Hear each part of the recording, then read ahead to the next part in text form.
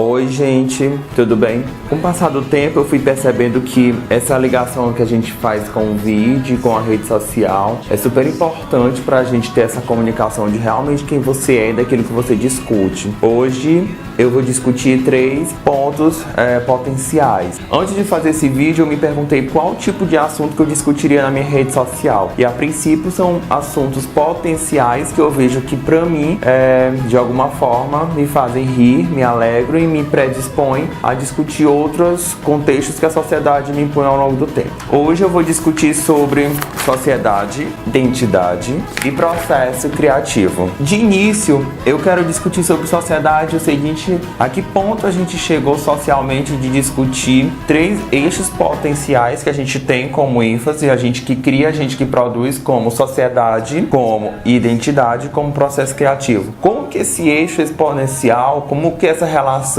criativa me faz um ser social e que me faz ter uma identidade? De cara, a primeira coisa que eu penso sobre é a gente encontrar um reequilíbrio. Como que a gente encontra esse reequilíbrio para a gente falar de identidade, para a gente contextualizar essa potencialização sobre sociedade, e como que a gente consegue articular dentro desse pressuposto já colocado antes essa ideia de processo criativo? Como que esse processo criativo de uma certa forma me atinge? Como que essa sociedade é responsável por essa identidade construída ao longo desse processo? Tem uma pintura de Caravaggio que é Judite Degolado, o nome da pintura, de 1599, que essa pintura ela me fez pensar como que a gente está nesse momento de processo criativo, como que a gente está nesse momento de sociedade. Não que o contexto que Judite Caravaggio traz com Judite naquela pintura seja realmente essa necessidade de estar degolado, essa necessidade de ter esse potencial criativo morto, não nesse sentido, mas na potência de que esse processo criativo ele é diluído com o passar do tempo nessas responsabilidades que a gente não consegue ter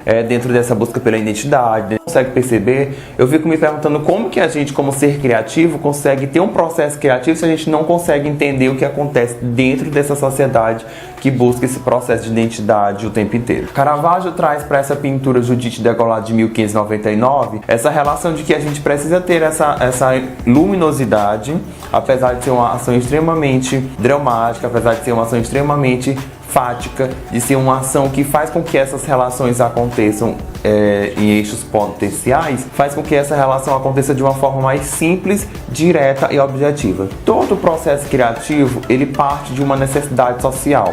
Por mais que a gente não ache que existe uma subjetividade dentro que sejam seres identitários e que nisso acontece esse encontro com a sociedade. Outro exemplo que eu trago é uma fotografia de Envy Arnold, que é Divórcio em Moscou, se eu não me engano é de 1966. Ele discute essa relação de como que a gente faz com essa espera, sabe? São 2 pontos necessários para que a gente produza alguma coisa, necessário para que a gente ligue alguma coisa e que a gente dilua esses processos numa relação de objetivação inicial. Quando a gente espera demais, acontece com a gente o mesmo processo de um divórcio. Ele demora, ele te destrói no sentido de que tu vai demorar mais tempo ali pra tu estar naquele momento ali, pra tu conseguir criar estratégia. Esse momento de divórcio é uma perda de tempo direcionado para a estratégia.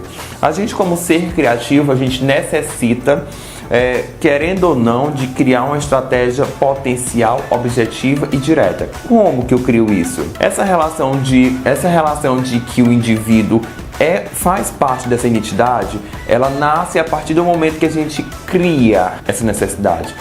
Essa necessidade é uma necessidade visceral. É uma necessidade que o ser criativo necessita estar presente para que ele possa ser conduzido para.